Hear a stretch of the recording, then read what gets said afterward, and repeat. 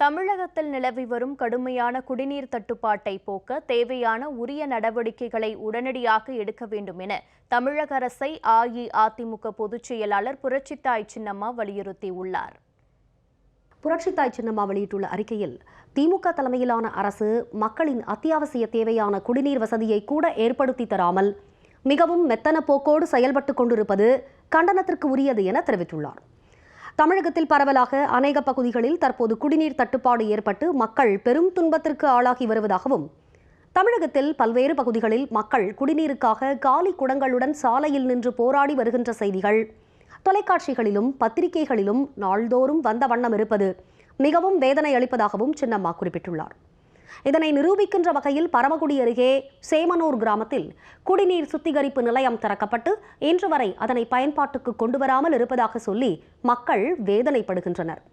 மேலும் குடிநீருக்காக விநியோகம் செய்யப்படுகின்ற காவிரி நீரை பயன்படுத்த வேண்டுமானால் சுமார் 2 கிலோமீட்டர் நடந்து சென்று குடிநீரை எடுத்து வருகின்ற அவலம் இருப்பதாக சொல்லி வேதனை தெரிவிக்கின்றனர்.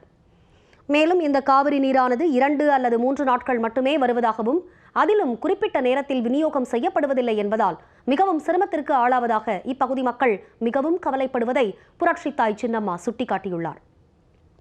எனவே பூட்டி கிடக்கும் குடிநீர் சுத்திகரிப்பு நிலையத்தை உடனே திறந்து மக்கள் பயன்பாட்டுக்கு கொண்டு வர வேண்டும் என்றும் சின்னம்மா தெரிவித்துள்ளார். புரட்சி தலைவி அம்மா ஆட்சி காலத்தில் கோடைக்காலம் வரும் முன்னரே அனைத்து மாவட்ட ஆட்சியாளர்களோடு கலந்து ஆலோசித்து அதற்கான முன்னேற்பாடுகளை ஆராய்ந்து அரசு அதிகாரிகளுக்கு உரிய வழிகாட்டுதல்களை முன்கூட்டியே கொடுத்து தேவையான நடவடிக்கைகள் எடுத்ததை நினைவு கூர்ந்துள்ள சின்னம்மா, இதன் மூலம் மக்களின் அத்தியாவசிய தேவைகள் அனைத்தும் பூர்த்தியானது என்றும் தெரிவித்துள்ளார். குறிப்பாக குடிநீர் பற்றாக்குறை உள்ள வறண்ட பகுதிகளில் நீர்பிடிப்பு பகுதிகளை முறையாக பராமரித்து தேவையான அளவுக்கு நீர் சேமிப்பு செய்து பராமரிக்கப்பட்டது. புதிய வீராணம் திட்டத்தின் மூலமாக சென்னை மற்றும் அதனை சுற்றியுள்ள பகுதிகளின் குடிநீர் தேவை முற்றிலும் பூர்த்தியானது. மேலும் ஒரு சில பகுதிகளில் மக்களுக்கு தேவையான குடிநீர் லாரிகள் மூலமாக எடுத்துச் சென்று மக்கள் வசிக்கும் இடங்களிலேயே வழங்கப்பட்டது. ஆனால் இன்றைய ஆட்சியில் அதுபோன்று எந்த செயலும் நடப்பதாக தெரியவில்லை.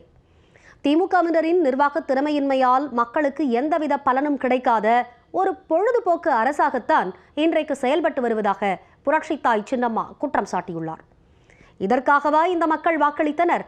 இதைத்தான் திராவிட மாடல் ஆட்சி என்று சொல்லி இன்றைக்கு திராவிடம் என்ற சொல்லுக்கே மரியாதை இல்லாத வகையில் இந்த ஆட்சியாளர்களின் செயல்பாடுகள் அமைந்துவிட்டது.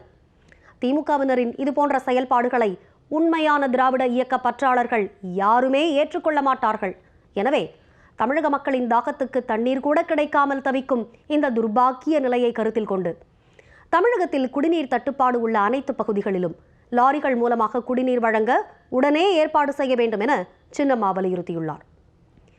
திமுக தலைமையிலான அரசு குடிநீர் போன்ற மக்களின் அடிப்படை தேவைகளை பூர்த்தி செய்வதில் முழு கவனம் செலுத்த வேண்டும்.